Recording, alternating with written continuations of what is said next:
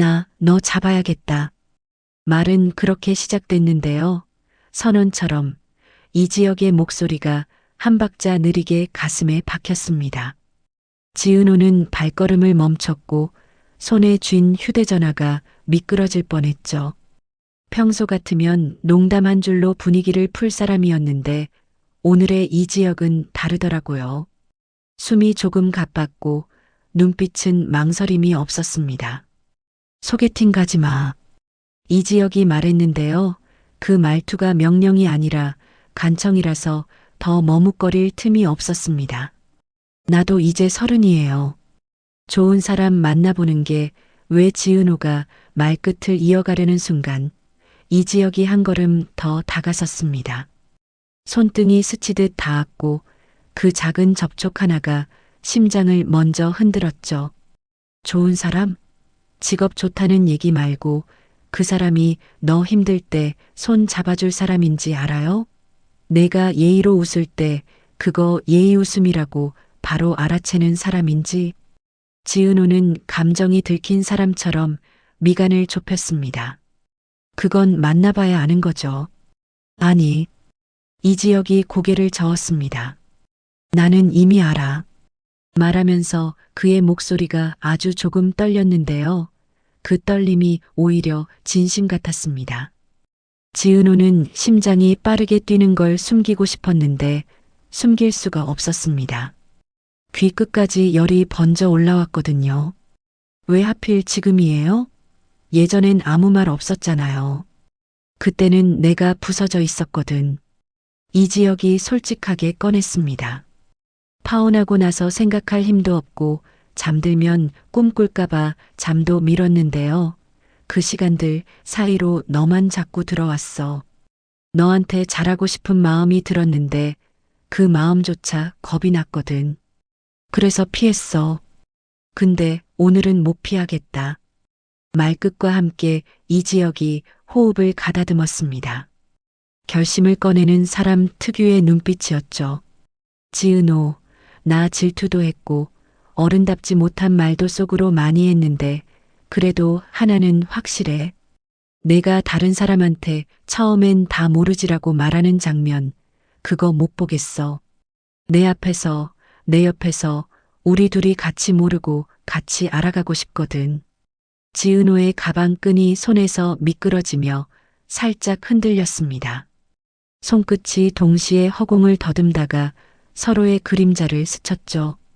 심장 고동이 말보다 앞질렀습니다. 왜 이렇게 숨이 가쁘지? 스스로도 어이가 없을 만큼 설레서 우스운 웃음이 나올 뻔했거든요. 그래도 나 쉽게 흔들리는 사람 아니에요. 지은호가 애써 평정한 척했는데요. 목소리 끝에서 작은 떨림이 들켰습니다. 알아. 그래서 더 말해야겠어. 이지혁이 한 박자 쉬고 또렷하게 말했습니다. 도저히 안 되겠다. 내가 너무 좋아서 안 되겠다. 그리고 마지막 문장을 꺼냈습니다. 나 너 잡아야겠다. 그 문장이 공기 중에 또렷하게 걸렸습니다. 과하지 않게, 계산 없이, 꼭 필요할 만큼 단단하게요. 지은호는 순간 어지럽게 행복해졌습니다. 잡겠다는 말이 소유처럼 들리지 않고 놓치지 않겠다는 약속처럼 들렸거든요. 심장 한가운데가 따뜻하게 조였고 그 조임이 이상하게 안심이 됐습니다. 잡겠다고요? 지은호가 되물었습니다. 응. 이지혁이 눈을 피하지 않고 이어갔습니다. 내가 먼저 내 마음 배려 못했던 시간들 만회하는 걸로 시작할게요. 내가 불안할 때는 불안 옆에 앉아 있을 거고요. 기쁘면 내가 더 시끄럽게 박수 칠 거예요. 그리고 소개팅? 그런 거 나 진짜 못 보겠어. 내가 못난 거 알지만 못난 채로 솔직하려고요. 내 옆에 있어줘. 부탁이 아니라 결심이야. 지은호는 입술을 깨물었습니다. 망설임이 아니라 웃음이 터질까봐 그랬는데요. 설렘이 과열되면 사람이 괜히 까칠해지잖아요. 그래서 일부러 장난스레 말했죠. 계약서라도 있나요? 조항 좀 봐야 하는데요. 있지. 이지혁이 단번에 받았습니다. 1조 매일 너를 제일 먼저 생각할 것. 2조 내가 혼자 강해지려 들면 같이 강해지자고 먼저 말할 것. 3조 겁나면 겁난다고 인정할 것. 그리고 부칙. 부칙이요? 오늘부터는 내가 먼저 기다릴 것. 그 직진이 너무 매끄럽지도 너무 과장되지도 않아서 더 심장이 내려앉았습니다. 지은호는 고개를 숙였다 들면서 조심스럽게 말했습니다. 지혁 씨, 나 사실 조금 무서워요. 잘하고 싶어서요. 근데 오늘은 무서운 것보다 좋은 게 더 커졌어요. 그럼 됐어. 이지혁이 미소로 받쳐줬습니다. 무서운 건 나눠들면 반으로 줄어들더라고요. 설렘은 반으로 나눠도 이상하게 2배가 되고요. 지은호가 결국 웃음을 터뜨렸습니다. 말을 왜 이렇게 잘해요? 원래 이렇게 달달했어요? 아니, 너한테만 이렇게 되더라. 그 대답이 너무 솔직해서 다시 한번 심장이 콩 하고 부딪혔습니다. 이번엔 아프지 않고 시원하게요. 잠깐의 정적 뒤 이지혁이 조심스럽게 손을 내밀었습니다. 잡아도 되고 안 잡아도 되는 손. 선택의 여지가 살아있는 손. 지은호는 그 손을 보다가 자기 손을 올렸습니다. 닿는 순간 생각보다 따뜻해서 반사적으로 숨이 들어갔죠. 그럼 오늘부터는 서로에 대해 처음엔 다 모르지라고요. 대신 같이 알아가요. 오케이. 이지혁이 짧게 대답했습니다. 근데 한 가지는 이미 알아. 뭔데요? 지금 내 볼이 많이 빨개졌다는 거. 그건 당신 때문이죠. 지은호가 작게 내뱉은 말에 둘 다 동시에 웃었습니다. 웃음이 끝나고도 여운이 길게 남았는데요. 지은호는 마음속으로 인정했습니다. 심쿵이라는 단어가 이렇게 정확할 수 있구나 하고요. 설렘이 가슴에 착 자리 잡고 그 아래로 오래된 불안이 조금씩 녹아내렸습니다. 잠시 후 지은호가 말했습니다. 근데요, 앞으로 나에 대해 놀랄 일 좀 있을지도 몰라요. 가족 이야기 같은 거요. 그때도 오늘처럼 말해줄래요? 기다려줄게. 대신 같이 가자. 이렇게요. 약속? 이지혁은 망설임 없이 답했습니다. 나는 오늘 결심했어. 너를 설득하려고 달려온 게 아니라 너랑 같이 가려고 달려온 거라고. 그 말이 마지막으로 가슴을 세게 두드렸습니다. 지은호는 고개를 끄덕이며 크게 숨을 들이켰습니다. 그럼 소개팅 취소할게요. 감사합니다. 뭘 그렇게 공식적으로 인사까지 해요. 큰일 해결됐잖아. 내 인생 최대 미션 하나 클리어. 아, 진짜. 지은호가 웃으면서도 손을 더 꼭 쥐었습니다. 그럼 이제부터는요, 나 놓치지 말기. 약속했어요. 그날 이후 둘 사이의 톤이 달라졌습니다. 조심히 함께로 바뀌고 미안히 고마워로 자연스럽게 옮겨갔거든요. 그리고 결정적으로 지은호의 심장은 여전히 빠르게 뛰었지만 이제는 불안이 아니라 설렘 때문에 뛰었습니다. 이지혁이 말했듯 잡겠다는 말은 붙잡겠다는 말이 아니라 함께 붙들겠다는 뜻이었고요. 그래서 지은호는 알겠더라고요. 오늘 자신이 흔들린 건 약해서가 아니라 누군가의 진심이 충분히 무거웠기 때문이라고요. 그 무게는 기분 좋게 기대어도 되는 무게였습니다. 이지혁은 어머니 김다정과 아버지 이상철을 찾아뵙고 솔직하게 말했습니다. 저 지은호랑 진지하게 만나보려고요. 이상철은 미간을 좁혔는데요. 결혼 생각 없다고 늘 그러더니 갑자기 왜? 이지혁은 웃으며 대답했습니다. 없다고 했던 거, 그때는 제가 자신이 없어서였던 것 같아요. 이제는 있으면 좋겠다 싶어요. 김다정은 아들의 표정에서 진심을 봤습니다.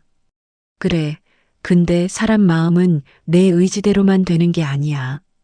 상대가 겪은 날씨를 같이 맞을 수 있어야 하지. 그 말이 이상하게 오래 남았습니다. 사랑은 함께 비를 맞겠다는 선택이라는 뜻처럼 들렸거든요. 저녁 지은호는 친정 식당에서 정순이의 따뜻한 국을 먹었습니다. 정순이는 그릇을 내려놓으며 묻습니다. 요즘 얼굴이 환해졌네. 혹시 지은호는 웃었습니다. 엄마, 아직은요. 근데 그 사람은 제가 혼자 강해지려 할 때 같이 강해지자고 말하더라고요. 정순이의 눈이 잠시 젖었습니다. 살다 보면 같이 강해지자는 말이 제일 비싼 말이야. 그때 휴대전화가 울렸습니다. 모르는 번호, 공공기관 표시, 유전자 등록센터였습니다. 지은호님, 내용 확인을 위해 내 방이 필요합니다. 가족관계 자료 일부가 후보 매칭으로 그 문장은 중간에 페이드아웃 되듯 끊겼지만 의미는 충분했습니다. 무언가가 연결되고 있다는, 오래된 매듭 위로 손이 닿았다는 예감 말이에요. 다음 날 지은호는 이지혁에게 사실을 털어놓았습니다. 나 DNA 등록했는데요. 연락이 왔어요. 이지혁은 잠시 놀라더니 곧 평정을 찾았습니다. 같이 갈까요? 혼자 가면 무섭잖아요. 지은호는 고개를 저었습니다. 이번엔 나 혼자 들어가 볼래요. 근데 밖에서 기다려 줄래요? 이 말에 이지혁은 짧게 대답했습니다. 당연하죠. 잡는다 그랬잖아요. 그들의 약속은 부담이 아니라 의지가 되어 주었습니다. 한편 고성이는 법무팀을 통해 유전자 등록 관련 법률 자문을 받는 척하며 사실은 데이터베이스 매칭 가능성과 절차를 재확인하고 있었습니다. 김준호의 주치의는 조심스레 말했습니다. 가족 간 생체 간이식은 예후가 좋습니다. 다만 기증자에게도 위험이 있으니 충분한 동의가. 고성이는 말을 끊었습니다. 알아요. 그래서 더 무섭습니다. 하지만 놓치면 그건 제가 2번 잃는 거예요. 그 말에는 자기 자신을 향한 분노와 절망이 들어 있었는데요. 고성이는 자신이 가진 권력과 체면을 다 내려놓을 준비를 하는 표정이었습니다. 유전자 등록센터 상담실. 지은호는 후보 매칭 차트를 바라봤습니다. 간단한 설명이 이어졌죠. 혈연자일 가능성이 높은 후보가 2건 나왔는데요. 한 분은 데이터 비공개를 유지하고 계십니다. 다른 한 분은 공개로 전환하셨고요. 고성이라는 이름입니다. 방 안의 공기가 진공처럼 가벼워졌다가 다시 돌덩이처럼 무거워졌습니다. 지은호는 이름을 여러 번 곱씹었습니다. 고성이요? 그 박진석 회장 부인? 상담원은 고개를 끄덕였는데요. 이름과 생년월일, 일부 의료 정보가 일치합니다. 확정은 추가 검사가 필요해요. 지은호의 손끝이 떨렸습니다. 순간 수많은 장면이 머릿속에서 교차했습니다. 박영나의 단정한 미소, 박성재의 예의 바른 시선, 그리고 늘 어딘가 빈자리가 있던 고성이의 차가운 눈빛. 그 모든 것이 하나의 문장으로 눌러붙었습니다. 혹시 나는 누군가의 자리를 대신 살아온 건 아닐까? 상담실 문 바깥 의자에 앉아있던 이지혁은 지은호의 얼굴을 보자마자 일어섰습니다. 괜찮아요? 지은호는 애써 웃었습니다. 괜찮아지려고요. 오늘은 좀 같이 걸을래요? 둘은 오래 걸었습니다. 말보다 발소리가 마음을 정리해 줄 때가 있거든요. 어느 순간 지은호가 말했습니다. 지혁 씨, 나 엄마한테 죄책감 들면 어떡하죠? 정순이 엄마요. 내가 누군가의 잃어버린 딸이면 엄마는 나를 잃어버린 사람일까요? 아니면 내가 엄마를 잃어버린 걸까요? 이지혁은 답을 고르지 않았습니다. 대신 하나를 제안했습니다. 그 질문 혼자 들고 있지 말아요. 우리 둘이 나눠 들어요. 박성재는 회사 지하 주차장에서 우연히 이지혁과 지은호를 마주쳤습니다. 세 사람이 동시에 멈춰 섰는데요. 공기는 금방 서늘해졌습니다. 성재가 먼저 말을 꺼냈습니다. 둘이 잘 돼가? 이지혁이 정면을 봤습니다. 응. 근데 지금은 연애 얘기보다 더 중요한 일이 있어. 지은호가 덧붙였습니다. 성재 씨, 혹시 고성희 여사님, 요즘 병원 자주 가시나요? 성재의 눈이 순간 흔들렸습니다. 왜? 지은호는 숨을 고르고 사실을 말했습니다. 성재는 한동안 말을 잇지 못하다가 낮게 중얼거렸습니다. 우리 집에서 가족 얘기는 늘 조용했거든. 너무 조용해서 오히려 시끄러운 줄도 몰랐어. 성재는 그 말과 함께 등을 돌렸습니다. 그가 느끼는 배신감은 사랑의 실패에서 오는 것이 아니라 자신이 살아온 집의 균열에서 오고 있었습니다. 그날 밤 고성희는 홀로 드레스룸에 앉아 있었습니다. 거울 속에 자신에게 말하듯 중얼거렸죠. 내가 잃어버린 건 아이들이었을까? 아니면 나였을까? 그러다 스스로를 다잡았습니다. 주치의에게 메시지를 보냈습니다. 기증 가능 후보와 면담을 주선해 주세요. 제가 직접 설득하겠습니다. 그 메시지를 보내는 손가락이 잠깐 멈칫했는데요. 그 망설임은 자격에 대한, 엄마로서의 자격에 대한 오래된 의문 때문이었습니다. 며칠 뒤 병원 가족상담실에서 네 사람이 마주 앉았습니다. 고성희, 김준호, 그리고 안내를 따라 들어온 두 사람, 지은호와 이지혁. 고성희는 자리에서 천천히 일어났습니다. 지은호 씨, 이름을 부르는 목소리에 수십 년의 시간이 섞여 있었는데요. 그 복잡한 떨림은 듣는 사람의 심장도 같이 흔들었습니다. 지은호는 의자를 마주잡고 앉았습니다. 저도 아직 확신은 없는데요. 확인을 해보자고요. 말을 하면서도 손은 차갑게 식어갔습니다. 김준호는 말수가 적었습니다. 시선을 들었다 내렸다 하다가 조심스레 입을 열었습니다. 미안합니다. 내가 이런 상황 만드는 것 같아서요. 지은호는 고개를 저었습니다. 아니에요. 누가 누구에게 상황을 만든 게 아니고요. 그냥 우리가 현관문을 동시에 찾은 것뿐이에요. 각자 잃어버린 열쇠를 들고 그 은유는 모두를 잠시 침묵하게 만들었습니다. 고성희는 더 이상 말을 미루지 못했습니다. 필요하다면 내게 부탁하려 했어. 간이식 말이야.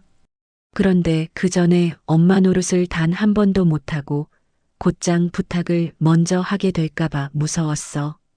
고백은 매끄럽지 않았지만 애써 다듬지 않아서 오히려 진짜였습니다. 검사와 상담이 이어졌고 확답은 시간이 필요하다고 했습니다. 그 사이 일은 또 다른 방향으로 번졌는데요. 언론의 귀는 생각보다 밝았고 재계 3호, 유전자 등록 논란 같은 자극적인 헤드라인이 돌아다니기 시작했습니다. 박진석은 분노했습니다. 가족 문제를 왜 밖으로 흘려? 고성희는 처음으로 박진석에게 맞섰습니다. 이건 내 문제이자 내가 책임져야 하는 과거야. 숨긴다고 없어지지 않아요. 박진석은 그날 처음으로 아내를 모르는 사람처럼 바라봤습니다. 권력 다툼이 아니라 살아있는 과거가 집 안으로 들어온 느낌이었습니다. 한편 지은호의 집에서는 또 다른 폭풍이 불었습니다. 정순이는 지은호가 유전자 검사를 했다는 사실을 듣고 조용히 수저를 내려놓았습니다. 내가 나한테 숨긴 건 없니? 목소리는 낮았지만 진심은 컸습니다. 지은호는 무릎을 맞대고 앉았습니다. 엄마, 나 엄마 잃을까봐 무서웠어요. 그래서 말이 늦었어요. 근데 엄마, 나 엄마 딸 맞잖아요. 피가 아니어도 나는 엄마가 만든 사람이에요. 정순이는 그제야 아이처럼 울었습니다. 그래, 맞다. 내가 만든 사람. 둘은 한참을 붙들고 앉아 있었는데요. 그 울음은 상실의 울음이 아니라 잃어버린 것들을 함께 찾으러 가겠다는 약속처럼 들렸습니다. 이때 예상치 못한 곳에서 실금이 더 크게 벌어졌습니다. 박영나와 이지환이 조용히 만나고 있다는 소식이 퍼졌거든요. 처음엔 미술 전시회에서의 짧은 인사가 다였는데 이지환이 박영나의 캔버스를 조용히 지켜주는 일이 늘어났습니다. 고성이는 이 소식에 당황했습니다. 지금은 시끄러울 때가 아니야. 그러나 이지환은 단단했습니다. 저는요, 누군가를 지키는 일을 배웠거든요. 이제 지키고 싶다고요. 이 고백은 로맨스의 서막이면서도 두 집안의 낡은 질서를 조금씩 흔드는 작은 지렛대가 되었습니다. 며칠 후 검사 결과에 1차 소견이 나왔습니다. 지은호님과 고성희님의 혈연관계 가능성은 매우 높습니다. 추가 정밀 검사를 권합니다. 문자 한 줄이었지만 세계가 다른 각도로 보이는 순간이었습니다. 지은호는 화면을 오래 바라보다가 휴대전화를 이지혁에게 건넸습니다. 이지혁은 말없이 손을 잡아주었습니다. 그 손길은 괜찮다가 아니라 같이 있겠다의 말이었고요. 지은호는 갑자기 웃음이 났습니다. 이상하죠? 무섭고 슬프고 근데 조금은 기대돼요. 내가 누구인지 다시 배우는 느낌이요. 이지혁이 고개를 끄덕였습니다. 다시 배우는 건 좋은 일이에요. 실수도 새로 할 수 있어요. 대신 같이 복습해요. 그날 밤 김준호의 상태가 일시적으로 악화됐다는 연락이 왔습니다. 모두가 병원으로 뛰었습니다. 수치가 안정권을 벗어났다가 간신히 돌아오자 주치의가 말했습니다. 시간이 많지 않을 수 있습니다. 그 말은 검은 잉크처럼 퍼졌습니다. 고성이는 지은호를 바라봤습니다. 부탁할 자격이 없다는 걸 알아. 그래도 내가 평생 갚을 테니까 말의 끝이 떨렸습니다. 지은호는 숨을 길게 내뱉었습니다. 지금은 결과가 안 나왔고요. 제가 뭘 할 수 있는지도 더 알아봐야 해요. 근데 한 가지는 확실해요. 누군가의 생명을 두고 거래하듯 말하는 건 싫어요. 우리 사람답게 상의해요. 그 말이 방의 온도를 조금 바꿨습니다. 절망이 줄어든 건 아니지만 각자의 자리에서 인간으로 서 있으려는 의지가 생겼습니다. 그 사이 박성재는 결심을 했습니다. 내가 할 수 있는 건 사실 많지 않더라고. 대신 최소한 방패가 될 수는 있지. 그는 언론사를 통해 떠도는 루머를 법무팀과 함께 눌렀고 가족의 사생활을 인질 삼으려는 협력업체를 정리했습니다. 박진석은 아들을 처음으로 다르게 봤습니다. 내가 우리 집을 지키고 있었구나. 박성재는 눈을 들지 않았습니다. 집이 아니라 사람을 지키는 중이에요. 며칠 뒤 지은호는 고성희와 단둘이 마주 앉았습니다. 차가 식을 때까지 말이 없었습니다. 마침내 지은호가 입을 열었습니다. 저한테 사과하지 않으셔도 돼요. 대신 그때의 당신이 어떻게 살았는지 들려주세요. 제가 상상만으로 누군가를 미워하는 사람은 되고 싶지 않아요. 고성이는 턱을 괴고 한숨을 길게 쉬었습니다. 나는 겁이 많았어. 사랑을 지킬 용기도 잃을 용기도 없던 사람. 그래서 도망쳤고 그 도망이 너희를 잃게 했지. 말끝에 작게 덧붙였습니다. 그래도 찾으려 했어. 늦게, 너무 늦게. 지은호는 고개를 끄덕였습니다. 늦었다고요? 맞아요. 늦었는데요. 그래서 끝이라고 말할 순 없잖아요. 두 사람 사이에 아주 가는 다리가 하나 생겼습니다. 흔들리긴 했지만 처음으로 건널 수 있어 보이는 다리였습니다. 정밀검사 결과 통지가 예고된 날 아침, 지은호는 이지혁에게 메시지를 보냈습니다. 오늘도 밖에서 기다려줄래요? 답장은 짧고 분명했습니다. 약속 지키러 갑니다. 병원 복도 끝 의자에 앉은 이지혁은 생각했습니다. 사랑은 손을 먼저 내미는 훈련이구나. 그는 창밖으로 고개를 돌렸는데 빛이 유리창을 통과해 복도 바닥에 조용한 사각형을 그려두고 있었습니다. 그 빛을 밟고 지은호가 걸어올 거라고 상상하니 마음이 조금 더 단단해졌습니다. 결과는 봉투에 담겨 건네졌습니다. 열기 직전 모두가 숨을 멈췄습니다. 고성이의 손이 먼저 덜덜 떨렸고 지은호가 대신 봉투를 열었습니다. 글자들이 눈앞에서 춤을 추듯 흔들렸습니다. 목의 혈연관계, 사실상 확정. 그 한 줄에 시간이 여러 갈래로 흘렀습니다. 울음이 먼저 나온 사람도 있었고 침묵이 먼저 온 사람도 있었죠. 지은호는 봉투를 조심스럽게 접어 내려놓았습니다. 이제 어떻게 하면 좋을까요?